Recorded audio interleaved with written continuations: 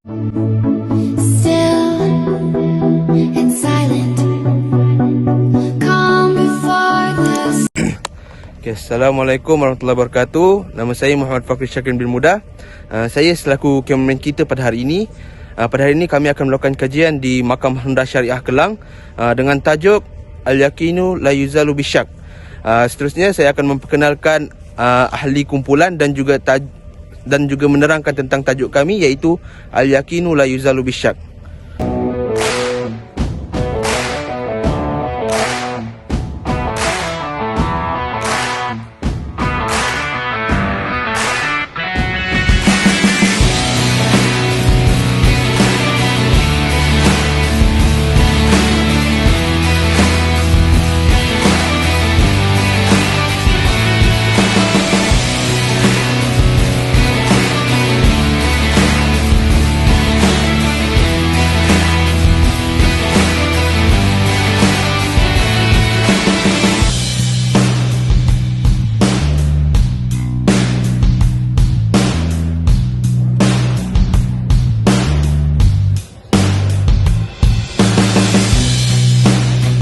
Okey, bismillahirrahmanirrahim. Okey, pada hari ini saya dan juga tim akan menerangkan serba sedikit mengenai al-yaqin la yuzalu bisyak sebelum kita bergerak ke mahkamah syariah untuk membuat temu bual. Okey, sebelum itu saya ingin menerangkan apa itu qawaid fiqhiyah. Qawaid fiqhiyah ialah hukum syarak secara keseluruhan merangkumi di bawahnya masalah-masalah furu' fiqh. Hukum qawaid fiqhiyah itu terbahagi kepada 5. Kaedah kawaid yang pertama adalah al-umur bil maqasidiha. Yang kedua adalah al-yaqin la yuzalu bisyak. Yang ketiga adalah al-masyaqqah tajlibu taisir. Yang keempat ad-daral yuzal. Dan yang kelima, iaitu yang terakhir adalah al-adab muhakkamah. Jadi saya akan menerangkan tentang kaedah al-yaqinu la yuzalu bisyak, yang bermaksud keyakinan yang tidak hilang dengan keraguan. Terima kasih kepada Ustaz Wazir kerana memberi kajian ini. Okey, sekarang jom kita gerak.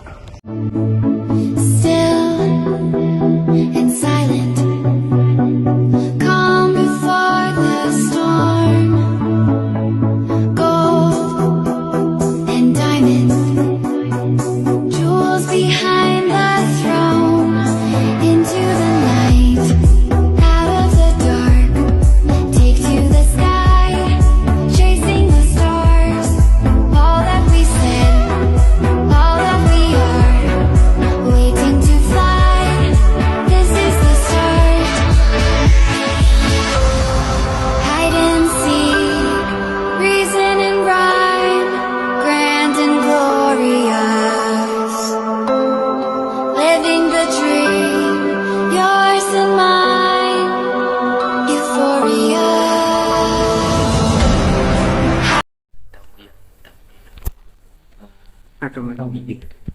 Dia macam ni lah kalau nak tak susah kalau saya bagi statement, statement saya tak nak menghakim. Sebab apa pun dia cakap kan. So kalau ada rakam Sebab video yang kami ni cuma hanya berikan kepada ustaz sahaja, yalah, tidak dipaparkan ke YouTube. baik kan. Tak yang buat rakaman suara, lepas tu korang buat lah rakaman korang macam mana. buat apa nama, terbentuk apa gambar-gambar ke, masukkan kat segala boleh. Saya sebenarnya tahu saya sila mula dulu. Nama apa nama? Okey, saya mulakan dulu. Bismillah. Nama saya Muhammad Amin Nur Hazim. Muhammad Amin Nur Hazim. Amin Nur Hazim. Dari Kelang Selangor. Dan belajar ijazah sarjana muda pengajian Islam Syariah. Universiti tu buat syariah kan? Tak Universiti syariah. Semester 4. Syariah. Ya. Sarjana muda syariah. Ya, betul. Dia ada pengurusan tak? Syariah apa? Syariah, konon. Pada semester 6 atau 7 kami akan buat ini. sama ada nak pergi ke halal ataupun nak pergi ke undang-undang. Dia dua tu, halal tu. Panggil Pak Amin. Saya pergi. Ya, saya Muhammad Ilman bin Zamhari, tinggal dekat Banting. Apa? Panggil Wan Ilman. Ilman. Ilman. Panggil Man boleh. Anak saya ada dengan nama Ilman. Oh, ya. Saya ambil sama dengan dia. Sama ada dia. Mesti Saya Fakhruddin bin Ibrahim. Saya dari Bandar Berwangi. Sama juga kos syariah semester 6. Nama saya Muhammad Fakrul Syakirin bin Muda. Muhammad? Asal Fakrul Syakirin. Fakrushi Syakirin. Syakirin. Itu panggil apa? Syakir boleh. Syakir. Asal dari Sabah. Asal dia? Sabah. Sabah. Sabah kan? Ha? Sabah kan? Betul. Jauh. Rantau. Lihat. Sama juga pengajian Islam Syariah semester 5. Ni subjek apa ni? Untuk kau FA? Ada subjek kau FA lah. Dah, saya Muhammad Hairuddin bin Abdul Rahim. Saya Hakim Mahkamah Syariah Kelang dan ketua pejabat lah, ketua hakim daerah lah. Pejabat dekat Mahkamah Kelang ni. Di sini kita ada 4 orang hakim. So, di bawah saya ada 3 orang hakim lain. Dewan 2, Dewan 3 dan Dewan 4. Cuma Dewan 4 tu dia tak full time untuk jadi hakim. Dia akan secara tetap dia pegawai suluh. Tahu pegawai suluh tahu? Pegawai suluh ni pegawai pendamai lah. Mediator. So kalau ada kes tu jumpa dia dulu, cuba settle dengan cara perbincangan. Kalau tak settle baru masuk bicara. Tapi dia jugalah hakim. Dia bawa juga kes. Dan kita pegawai kita lah kat sini. Dan di Kelang ni antara mahkamah paling banyak kes kot. paling banyak kes. Di Selangor, di Mahkamah Rendah Selangor antara mahkamah yang paling banyak kes. So kita sama ada nombor 1 ataupun nombor 2. Selalu dia tahun kalau tak nombor 1, nombor 2. Statistik kes paling tinggi dalam mahkamah daerah. Itulah ceritanya. Saya dipahamkan ada orang ada bagi soalan kan. Saya jumpa nak tengok soalan. Lepas habis lunch tadi, saya punya jumpa tadi Puan Saniah tu, saya punya penolong pendaftar. So hal-hal berkaitan dengan pentadbiran perundangan dan kehakiman. Untuk pentadbiran buat dia lah. So dia pegawai yang bukan kehakiman, yang memutuskan hal pentadbiran sokongan, dia lah Puan Saniah. Dia ada bagi pada saya lupa nak tengok. Sebab dia bagi petang semalam. Ni ada tengok pagi tadi saya lupa yang petang ni ada jumpa. Balik lunch tadi, lepas solat, kita tengah tengok sikit. Sebab hari tak ada kintab. Dia masuk, dia kata ada orang pelajar interview dah sampai. Interview. So saya lupa ingat. Jadi saya minta maaf lah, saya tak sempat buat prepare apa-apa. Temu saya cubalah bantu adik-adik saya panggil adik. Namun untuk penuhilah setakat mana yang sempat. Sebelum ni dengan orang lain dah pernah buat? Alhamdulillah, sebelum ni kami pernah buat temu bual di Jabatan Agama Islam Selangor dekat Kuala Selangor. Bersama dengan Ustaz Kamal. Kemudian baru-baru ni minggu lepas kami ke Kuala Lumpur ke pusat penghutang zakat bersama dengan Cik Musi. Dan ini adalah kali ketiga lah. Tapi berkenaan tajuk sama juga lah. Tajuk Kaedah berbeza. sama. Tajuk berbeza. Kami waktu tu kami buat pentadbiran Islam, pentadbiran undang-undang Islam di Malaysia. Tak, maksud saya yang berkenaan dengan Ini adalah isu kawan fikir la yuzalum syak ni satu. Saya memang tak ada jumpa orang lain lagi lah. mana lagi. Dendam dia fokus untuk kehakiman syariah maksudnya. Aplikasi dalam sistem kehakiman syariah. Okey, boleh. Cakap mana yang nilai? Tuan, minta izin kalau kameraman nak tangkap gambar boleh? Boleh. Boleh.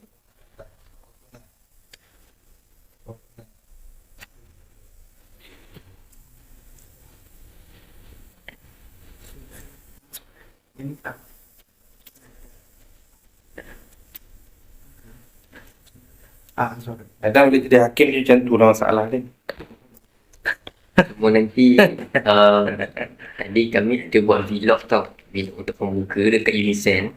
And vlog untuk penutup pensyarah minta sekali lah dengan panel untuk kat luar. Maksudnya buat video untuk kat luar. Tak ada video bercakap, just video terus bergerak. Letup lagi. Untuk boleh. Boleh.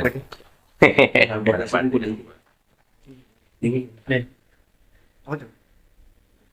Bismillah.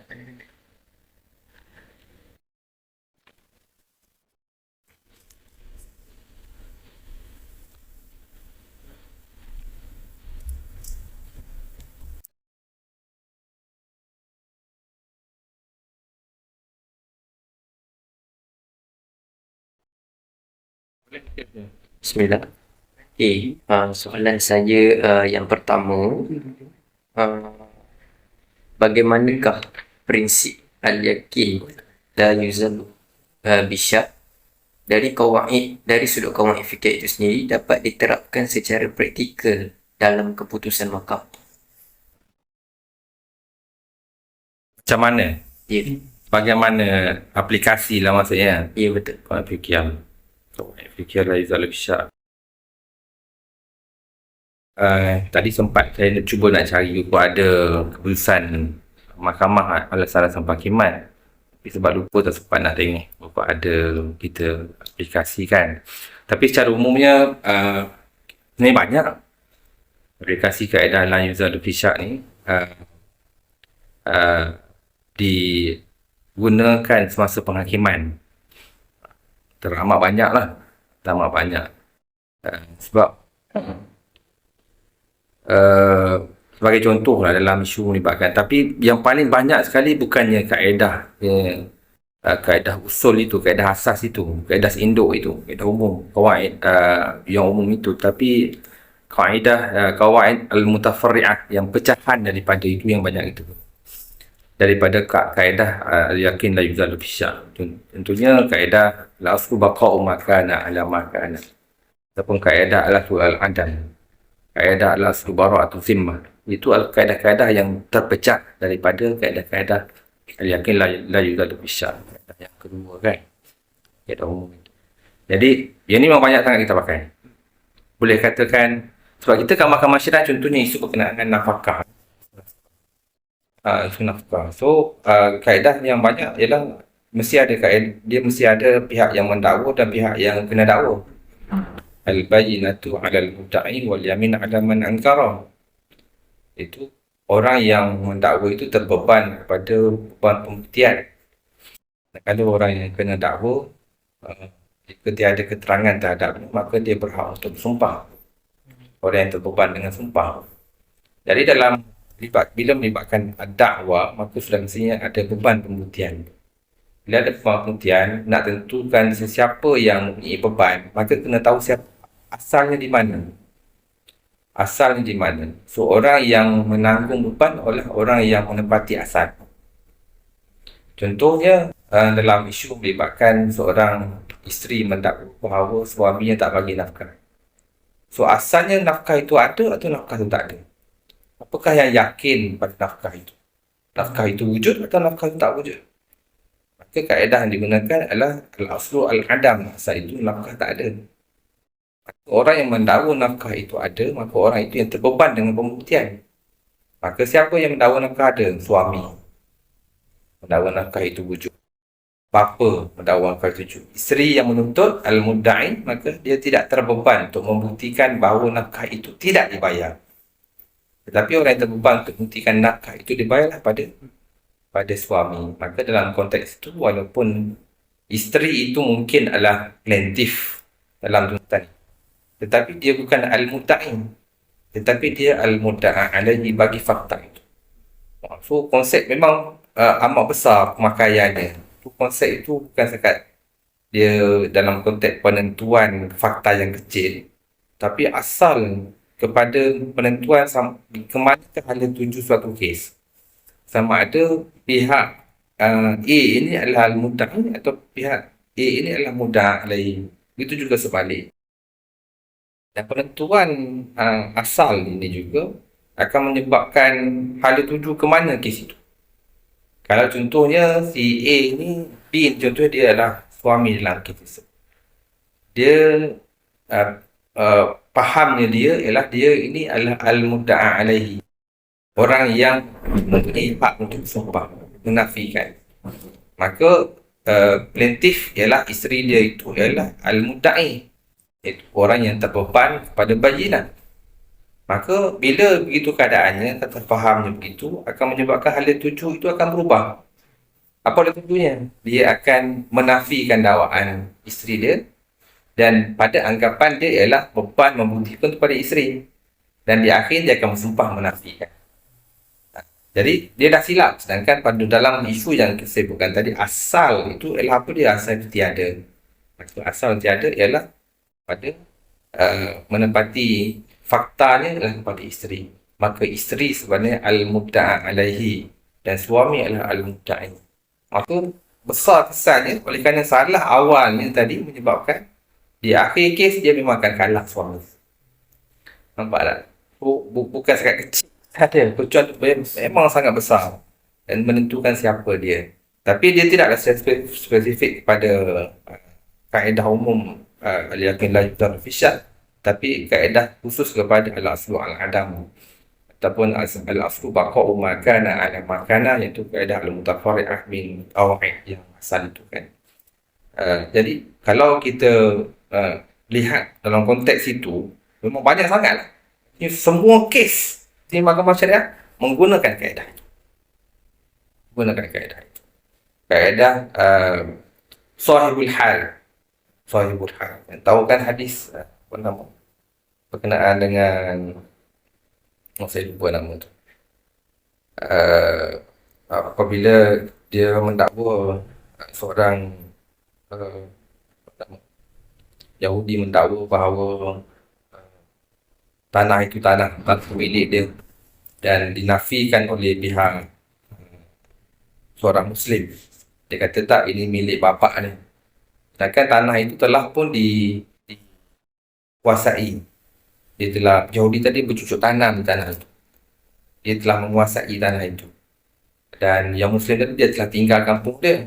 Bila dia tinggal, bapa dia meninggal, Yahudi tu bercucuk tanam kat situ. Jadi bila dalam kes itu dia mengadu pada Rasulullah. Allah sebut alaka bayyinah. Alaka tu pada siapa? Kepada Yahudi ke pada yang Muslim? Nabi tanya kepada yang Muslim, alaka bayyinah. Beban membuktikan itu kepada yang Muslim tadi. Sebab apa? Sebab secara zahirnya, secara asalnya dapat dilihat bahawa orang yang duduk kat tanah itu siapa? Yahudi tu. Maka orang yang menyalahi asal dan menyalahi zahir itu adalah al-mudda'i. Dan orang yang menepati zahir dan menepati asal al-mudda'a alaih. So, konteks ini memang besar pemakaian dia. Cuma kalau isu yang secara spesifik terpakai yang secara khusus yang merujuk pada al-qaedah, apa nama? Al-yakin la yuzalu fi syarr ni contohlah paling simple yang saya boleh ambil. Seorang isteri dalam banyak cerita lah, kisah simple, dia dakwa bahawa dia suami dakwa bahawa telah merujuk isterinya. Telah merujuk isteri dia dalam keadaan isteri dia masih lagi dalam iddah. Iddah raj'iyah lah. Isteri banyak kan orang awam, dia tak clear tau. Dia tak berapa jelas berkenaan dengan tempoh iddah. Ya, orang perempuan, orang kita, orang awam mana faham sangat isu-isu hukum ni kan. Banyak dia orang faham bila bercerai 3 kali 3 bulan. Bila cerai 3 bulan, bukan 3 kali suci. 3 bulan, dia asyik bilang 3 bulan. Bila hakim tanya, dia kata saya tak pasti. Ialah saya tak pasti saya dah habis iddah atau tidak. Tapi saya rasa saya belum habis iddah. Maka hakim nak pakai yang mana? Dalam bab iddah, kata-kata siapa nak pegang? Perempuan. Sebab dia paling tahu tentang iddah dia. Kalau berlaku suami mendakwa bahawa menujuk isteri dalam iddah, isteri kata tak ada, iddah dah tamat. Jika dakwaan isteri itu menempati melebihi daripada jumlah aqallu iddah, jumlah iddah tarikh tempoh iddah yang paling ringan, paling singkat, maka diterima kata-kata isteri tengah sumpah tu secara kehakiman. Maksudnya kena pengetahuan tu pada isteri. Tapi isteri sendiri pun tak jawapan daripada mahkamah pun. Saya tak pasti. Saya tak pastilah iddah saya belum habis ke belum. Tapi rasa-rasa belum.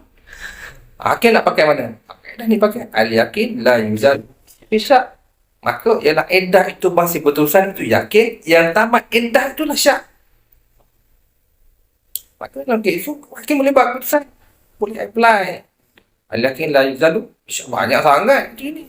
Sama juga contoh seorang perempuan mendakwa suami dia kata, saya tahu pendapatan suami saya ialah sebanyak 6,000 hingga 8,000 sebulan. 6,000 hingga 8,000 sebulan. Suami dia tak datang ke mahkamah sebelah pihak. Suami dia tak datang ke mahkamah tunjukkan slip gaji semua tak ada. Dia tak ada slip gaji. Yang ada itu. Hakim nak pegang yang mana? Nak ambil 6 ke ambil 8 tu buat pengiraan nafkah? 6 ke 8? 6 lah. 6 yang yakin. 8 itu syak. Kita solat kan? Allah Akbar. 3, 4, 3, 4. 4 ke 3? 3 kaedah. Kita pakai yakin la yuzal bisyak. Kan? Banyak aplikasi. Jadi guna pakai. Nak yakin la yuzal bisyak. Tapi sedikit yang kecil. Tapi saya kata, tadi saya cerita tadi berkenaan dengan kaedah yang pecahan daripada kaedah yakin la yuzal bisyak itu, dia adalah menjadi asas kepada ad-da'wah. Penentuan kepada siapa mudda'i dan siapa al-mudda'i besar ayatnya. Tapi dia kaedah yang pecahan daripada kaedah yakin la yuzal bisyak. Itulah kena tengoklah.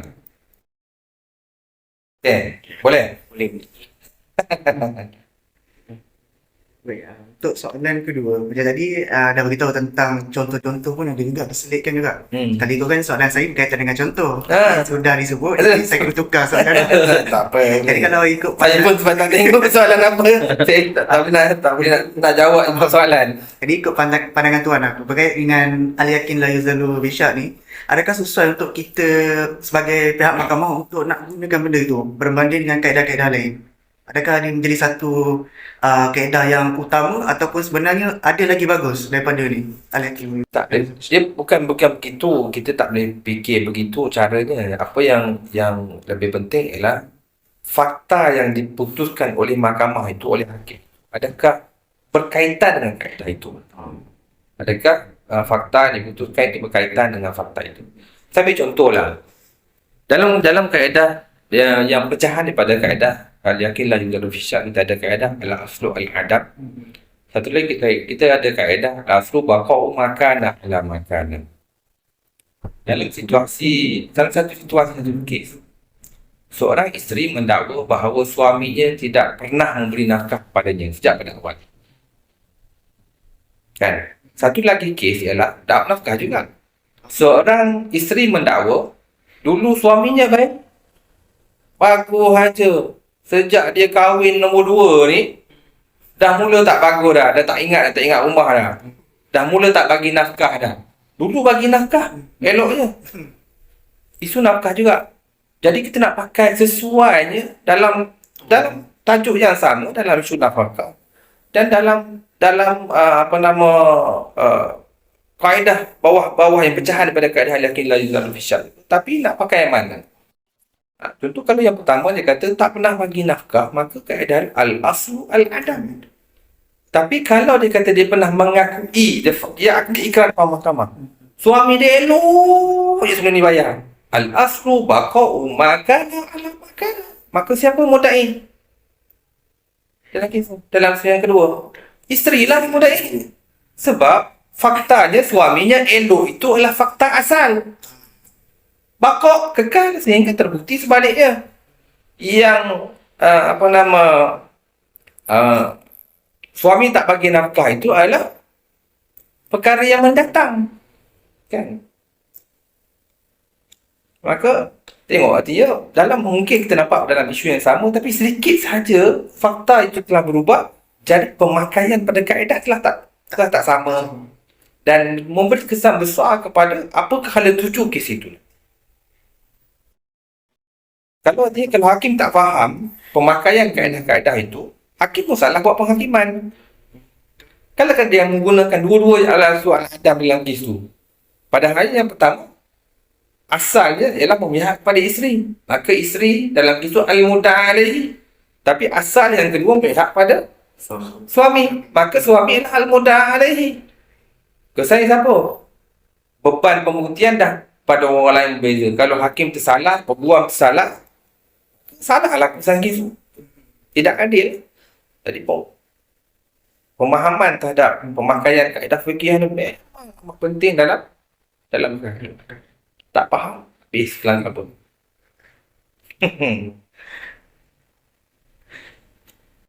Soalan seterusnya, bagaimanakah mahkamah memastikan keadilan dalam pengaplikasian kawaid fikih terutama ketika terdapat kerugian atau syak dalam suatu kes? Besarnya soalan. Apa macam soalan mana? Keadilan? Keadilan dalam pengaplikasian kawaid fiqh. Apa yang adil ni? Adil apa? Adil keputusan. Ada keputusan. Contoh kalau ada satu kes, datang satu kes, tapi kes tu macam contoh dia buat hakim tu ragu sendiri ragu. Yang mana satu pihak yang betul? Pihak yang ni ke atau yang ni? Macam mana hakim macam contoh orang gunakan kawaid fiqh ni dalam menentukan keputusan dia lah. Oh, itu maksudnya. Dia macam, dia sebenarnya jawapan dia lebih kurang macam yang kedua tadi lah. Sebab dia sekarang ni kita bukan memilih kawaid fiqh untuk digunakan. Tetapi kita melihat pada fakta yang sesuai dengan kaedah itu yang nak digunakan. Kalau perubahan fakta, sebab kawaid fiqhiyah kekal. Kaedah itu kekal. Kita guna bahasa simple itulah, kaedah itu sifir. Datanglah nombor berapa pun kita guna sifir yang sama. Selagi mana hakim ataupun pengamal undang-undang itu menggunakan sifir yang sama, maka jawapan tetap juga akan sama. Pusinglah kok mana-mana pun, selagi mana kita menggunakan sifir yang sama. Dan kaedah itu adalah sifir bagaimana mendapat keadilan. Untuk mendapat keadilan. Jadi kalau kata pun hakim tu tersalah dalam membuat penghakimannya, tetapi kalau dia menggunakan kaedah yang betul, insya-Allah dia akan lebih dekat untuk mencapai keadilan. Itu yang paling penting. Dia boleh salah buat keputusan, tapi kalau dia menggunakan kaedah yang betul, dia akan lebih hampir kepada kebenaran dan juga keadilan. Gitu. Sebab tu dalam membuat keputusan, hakim pengamal undang-undang tidak boleh menentukan, contoh macam saya lah, bila saya dengar kes, saya mungkin semasa saya mendengar kes terangan pihak-pihak, saya sebagai seorang manusia, saya menganalisa. Dan ada yang perkara yang saya percaya atas dasar saya sebagai manusia. Atas dasar sebab manusia ada emosi. Manusia ada yalah, kita emosional. Kita dengar sesuatu, kita rasa kesian, kita rasa apa, macam-macam. Ya. Tetapi penghakiman kita tidak boleh berasaskan kepada emosi itu. Apa yang kita dengar dan kita mungkin boleh buat pre-judgment semasa kita mendengar kes. Tetapi tidak semestinya penghakiman di akhir kes sama seperti kita buat apa yang kita dapatan kita. Sebab bila kita nak buat penghakiman, kita menggunakan kaedah. Kita menggunakan prinsip. Kawaid fiqh, kita gunakan usul fiqh, dan kita menggunakan enactment keterangan. So enactment keterangan ni adalah juga aplikasinya diaplikasikan daripada kaedah-kaedah fikih pada turukul isbat dalam sistem kehakiman Islam. Memang kita selagi mana kita follow yang itu, insya-Allah kita boleh lari dan mengelakkan daripada sentimen ataupun emosi. Contohlah saya dengar kisah tu, ni betul lah suami dia betul ni kan. Tapi bila kita buat pertimbangan menggunakan kaedah, di akhir selepas buat penghakiman, mungkin jawapannya ialah tak sama sebagaimana saya punya sentimen atau prejudgment yang saya buat. Ini yang saya katakan, bagaimana yang soalan tadi, bagaimana keadilan dapat dipastikan dengan pemakaian prinsip. Sebab kalau kita guna prinsip yang betul, kita aplikasikan dalam fakta yang betul, insya-Allah kita akan dapat capai keadilan. Kalau kita tak buat prinsip yang ingat-ingat, contohlah kita pejam mata, rasa dia ni betul lah, tak ada prinsip, kita boleh bawa pada keputusan berdasarkan pada emosi yang tak ada prinsip, tak ada kaedah, tak ada sifirnya yang jelas untuk menentukan Pengurusan itu kenapa begini kenapa begini. Sebab tu saya selalu ingat ketua hakim saya, dia kata apa keputusan tu itu ialah apa yang kita dengar dan ijtihad kita. Tapi yang paling penting mudahnya ialah selepas kita buat keputusan tu tak ada nanti balik letak tadai, tangan tadai. Pesanlah buat keputusan macam tu. Yang itu tanda-tanda je kita sebenarnya buat keputusan tak betul. Oh. Tapi kalau kita buat keputusan, dalam yang ni kita bagi sebanyak RM50,000. Orang ni kita buat keputusan RM30,000. Tapi kita buat keputusan tu atas dasar kita ada kaedahnya. Maka orang tanya dia kenapa RM50,000? Sebab A, B, C maka jadi 50. Yang ni A, B, C jadi 30. Dia tak boleh pejam, pejam mata, muta'ah dia 30,000, muta'ah dia 20,000. Mana boleh macam tu? Itu pergi balik-balik rumah, tidur malam tak boleh tidur. Kan ada ingat keputusan, apalah aku bagi yang rendah kenapa tinggi kan. So, artinya yang penting kat situ ialah pemakaian kaedah atau prinsip yang betul dalam fakta yang betul, insya-Allah kita akan dapat pastikan keadilan dalam keputusan. Seterusnya, jika ada keraguan dan syak itu sendiri dalam kaedah qawaid fiqhiyah, apakah langkah-langkah mahkamah untuk mengatasi syak dan keraguan? Macam pelik juga soalan tu. Sebab soalan tu syak pada kaedah ke syak pada apa? Keraguan dalam mengaplikasikan qawaid fiqhiyah.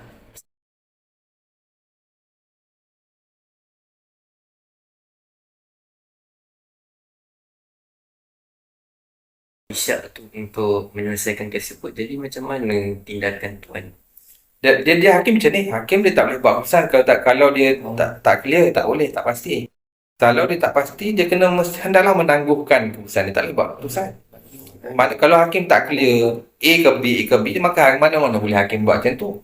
So, hakim menggunakan kaedah, menggunakan qawaid fiqh, menggunakan usul fiqh, menggunakan undang-undang keterangan, menggunakan mana-mana kaedah-kaedah yang lain dalam undang-undang khususnya untuk menyelesaikan tak timbul isu betul ke tak betul, ni salah tak salah.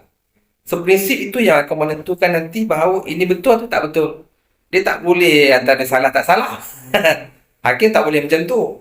Hakim tak boleh buat keputusan kalau dia sendiri tak pasti. Hakim kena pastilah. Cuma pastinya mungkin yang membezakan adalah tak pastinya macam mana. Yang dikatakan mahkamah telah berpuas hati. Dalam putusan mahkamah berpuas hati dan memerintahkan seperti berikut. Puas hati tu kat mana? Zon. Walaupun tu zon, yakin. Itulah tahap pembuktian. Maka kalau aplikasi yang betul, contohnya dalam kes yang melibatkan kes maliyah kehartaan. Tang nafkah. Adakah perlu pada tahap ghalabatul zon? Ataupun perlu tahap yakin? Tak perlu. Di tahap zon telah memadai. Balance of probability sudah memadai. Sebab tu seorang saksi dengan sumpah daripada al-mudda'i telah memadai untuk kes nafkah. Tak perlu pun bawa dua orang saksi lelaki ke benda ke. Tak perlu.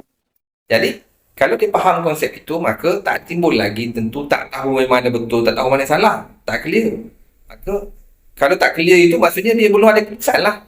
Maksudnya dia kena menggunakan kaedah-kaedah sama ada qawaid fiqh, usul fiqh ataupun undang keterangan yang dah dia ada untuk memastikan mana yang betul, mana yang tak betul.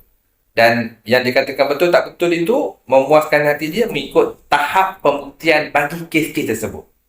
Kalau kes zon memadai, maka cukup dia bawa keterangan pada mahkamah berat sangka yang mengatakan bahawa dakwaan dia ini adalah benar.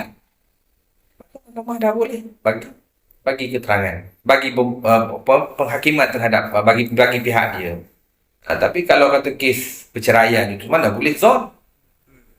Dia mesti paling-paling walaupun zon, hampir-hampir kepada yakin walaupun tak yakin. Sebab tu dalam kes ni perkahwinan kena dua orang saksi. Dua orang saksi, atau kalau tak ada dua orang saksi pun mesti dengan keterangan yang kuat. Sebab kita dalam undang-undang kita mengiktiraf juga keterangan-keterangan yang lain seperti keterangan saksi. Tambah-tambah zaman sekarang kita banyak guna teknologi, video, audio, CCTV dan macam-macam lagi kan ada. So keterangan-keterangan yang kita sebut dalam undang-undang sebagai keterangan qarinah, keterangan hal keadaan, circumstantial evidence. yang mana kita boleh apply sehingga kita mahkamah buat kesimpulan bahawa tiada fakta lain selain fakta yang dapat disimpulkan dari ikatan qarinah ini. Hanya satu je fakta. Kesimpulannya bahawa suamilah yang memukul isteri. Contohnya. Walaupun tak ada saksi nampak suami pukul isteri. So artinya sampai tahap itu, walaupun tak yakin, mana dia yakin? Kalau yakin ni tak ada langsung syak kan. So tu kes hudud lah nak yakin. Tapi kalau kes yang selainnya, macam kes pembarang kahwinan, kita pergi tahap Ghalabatul Zon. So kalau setakat bawa seorang saksi dengan sumpah boleh tak? Tak boleh. So artinya tahap menentukan pasti tak pasti, tak clear tu mana boleh macam tu. Hakim kena pasti, kena clear. Cuma pasti dan clear terhadap fakta itu ialah bergantung pada kes depan dia. Kes ini zon ke, Ghalabatul Zon ke, ataupun yakin. Jadi soalan yang terakhir. Oh, soal terakhir. Okay, adakah tuan mengalami cabaran ketika nak aplikasikan Al-Yakin la yuzalu bisyar ini dalam sesuatu kes?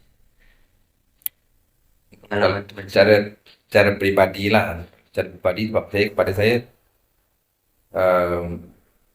tidak menjadi satu cabaran lah. Sebab pada saya kaedah Al-Yakin la yuzalu bisyar ini pemakaiannya sebab kita sebenarnya kat mahkamah syariah tak kira lah mana pun yang sekarang ini hakim ni bukan seorang mujtahid. Saya mundur sikit lah. Hakim ni bukan seorang mujtahid. Macam zaman-zaman ulama-ulama silam, Qadhi Husain ke apa kan, ulama-ulama. Kalau kita baca lah kitab-kitab fiqh pun, syarat-syarat nak jadi hakim tu mesti seorang mujtahid kan. Nak jadi seorang mujtahid, siapa mujtahid kat Malaysia? Siapa boleh jadi hakim?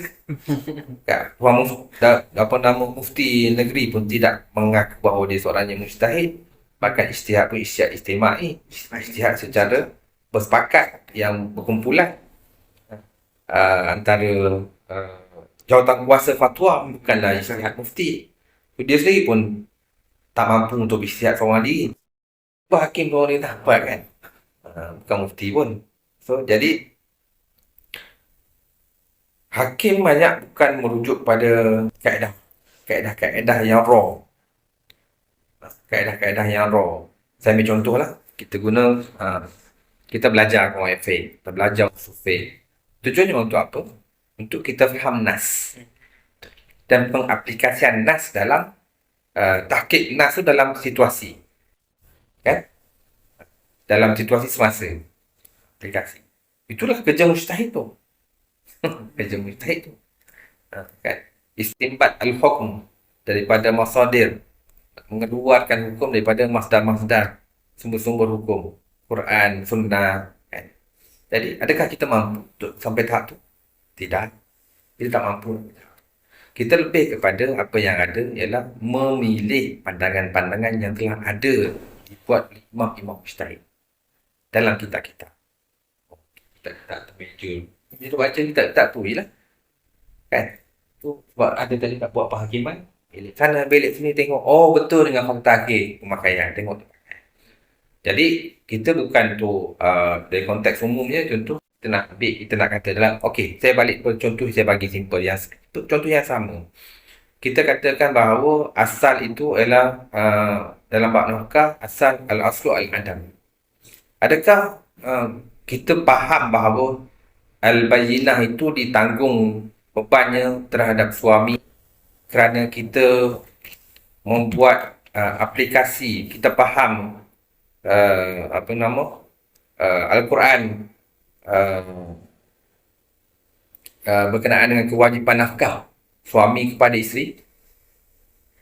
Adakah kita yang buat kesimpulan itu berdasarkan kepada kaedah-kaedah tersebut? Tak. Sebab kita baca dalam kitab sebut aplikasinya menggunakan kaedah-kaedah tadi ialah dia kata dalam bab itu isteri tidak bertanggungjawab untuk membuktikan.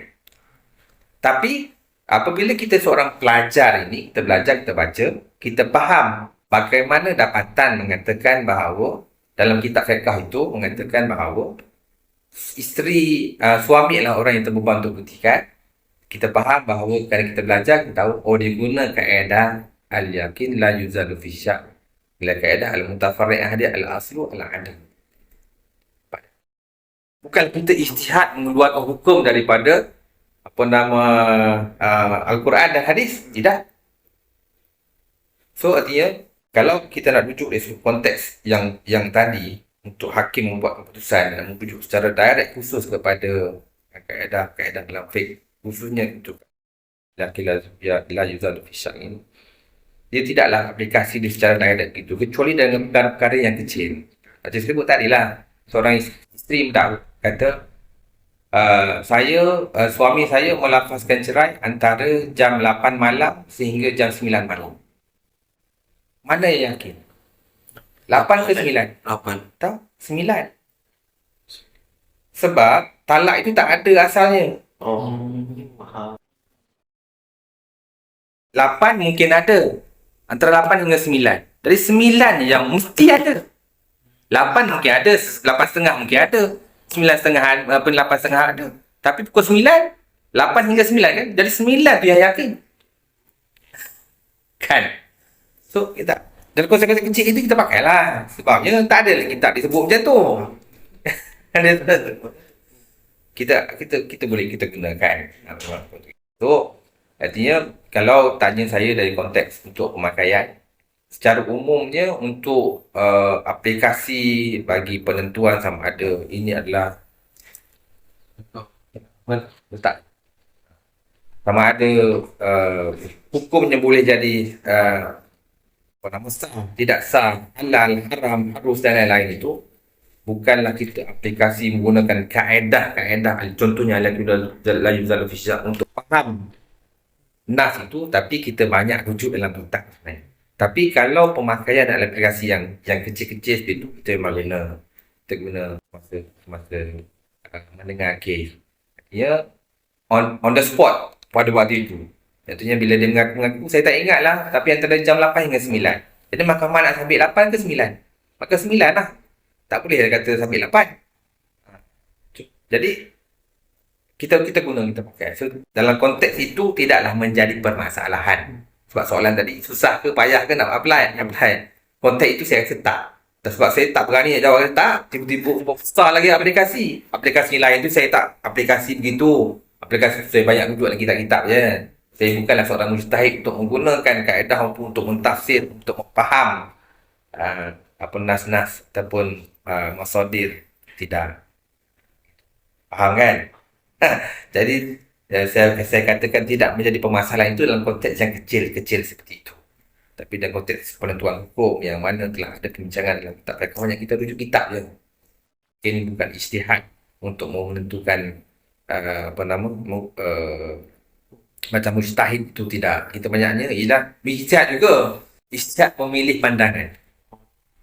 Yang mana yang mukhtar, yang terpilih, yang mana yang adil dan sesuai dengan fakta kes itu.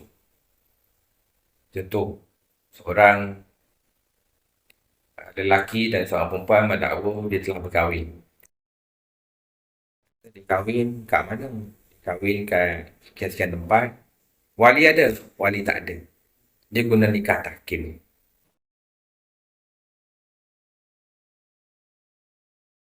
Ada 5 orang. Anak 5 orang. Jadi kat mahkamah boleh sabitkan nikah dia tak sah. Boleh lah. Sebab mazhab Syafi'i kata tanpa wali lah nikah illa bi wali wa syahidai adlin. Kan? Maka tidak sah. Tapi mazhab Hanafi kata nikah wali itu hukumnya sunat sahaja, tak wajib. Jadi hakim memilih lah dalam fakta kes itu mana yang sesuai, nak pakai mazhab Syafi'i ke mazhab Hanafi dalam penentuan penghakimannya. Tapi adakah penentuan sama ada sah atau tidak sah nikah itu ialah ijtihad dia? Tidak. Sebab dia mengambil ijtihad daripada imam-imam mazhab. Maksud saya kat situ lah. Maksud saya itu ijtihad. Kita memilih pandangan-pandangan daripada, sebab hukum dalam undang-undang sebutkan hukum syarak yang diiktiraf oleh undang-undang oleh pemerintah ialah mazhab Syafi'i atau daripada 3 mazhab yang lain itu. Itu pandangan daripada Az-Zahiri. Hukum syarak ke bukan? Daripada Zahiri, mazhab Az-Zahiri. Hukum syarak bukan? Ibnu Hazmin Az-Zahiri. Kan? Kita buka baca kitab Ibnu Hazmin. Ibnu Hazmin kata ni sekian-sekian. Hukum syarak ke bukan? Hukum syarak di bawah hukum syarak itu. Tapi dalam undang-undang dia hukum syarak ke bukan? Bukanlah, sebab dalam undang-undang sebut 4 Syafi'i, Maliki, Hanbali, Hanafi. Itu je. So, artinya kita boleh pilih lah. Selagi mana ia tidak keluar daripada yang ditetapkan oleh undang-undang. Penentuan hukum syarak itu tafsirannya begitu. Kita nak ambil Syiah. Pandangan Syiah. Ada Syiah yang diiktiraf pun. Kan? Ada Syiah yang diiktiraf pun. Kita nak ambil pandangan Ibadhi. Ibadhi je. Ada. Kalau kat Mesir, Darul Ifta tu ambil semua, ambil. Ada 70 berapa fatwa, apa nama mazhab yang dirujuk. Kan? Mazhab-mazhab sahabat yang tidak masyhur kan. Jadi, tapi dalam undang-undang kita setakat 4 je lah. Setakat 4. So, selain mana, lagi mana yang tak lari daripada pandangan yang 4 tu, maka ialah hukum syarak. Maka hakim pilih yang tu je lah. Bukan hakim nak ijtihad yang lain. Okey? Ya, tu. Dan Kesimpulan. dalam kaedah al-yakin la yuzalu fi syakkin, apa yang tuan dapat simpulkan kepada kami selaku pelajar untuk mana tu akan datang ke kami ada mengalami situasi yang sama?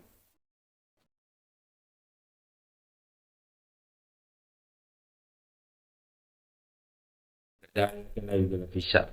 Dia ialah dia konteks mana dalam konteks, adakah dalam konteks sistem kehakiman, Sistem kehakiman atau sebagainya lah.